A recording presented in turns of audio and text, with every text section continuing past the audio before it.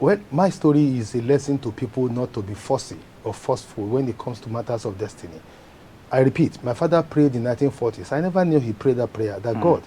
My own father wanted me to be an Anglican priest, but I tend to be a journalist. He became the president of Nigerian Union of Journalists, Chief Michael Asaju.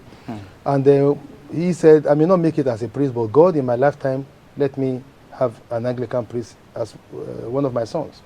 I didn't know that prayer was made. So when I applied for admission to the University of Ife for law, they blocked me. They told me, we are sorry, gentlemen, you have all the qualifications, but we will not admit you into law. We are offering you Christian studies. I resisted it. I turned down the admission, and I stayed at home for 1 year.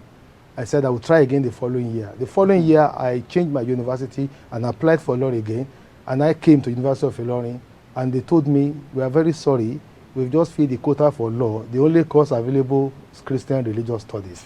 So God was deliberately blocking my way to make sure I read theology where he wants me to function. And eventually, when I read theology, I grew to like it. And the interesting thing there was this. Eventually, when I became an Anglican priest, my father came to my church. I was a vicar of Epiphany Church, Church of Epiphany, Lagos West Diocese. My father came to worship in my church for the first time, and he came for Holy Communion. As soon as I served him Holy Communion, he started weeping. And I said, Daddy, why are you crying in my church? He said, give me a microphone, you cannot understand. He said in 1940s, I prayed that God will give me a son who is an Anglican priest. The prayer of 1940 is what has been fulfilled in Reverend Asaju as I was at that time.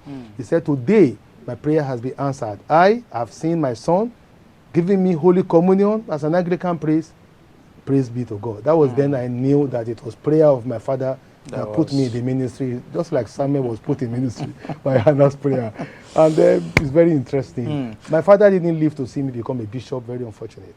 But he died afterwards. But at least he was happy I know that God is the one pushing me, not me pushing myself. I've forgotten about law. My daughter, second daughter, is a lawyer, and my wife also is a lawyer. So I have 2 lawyers in my house. That's enough. Don't desire to come there.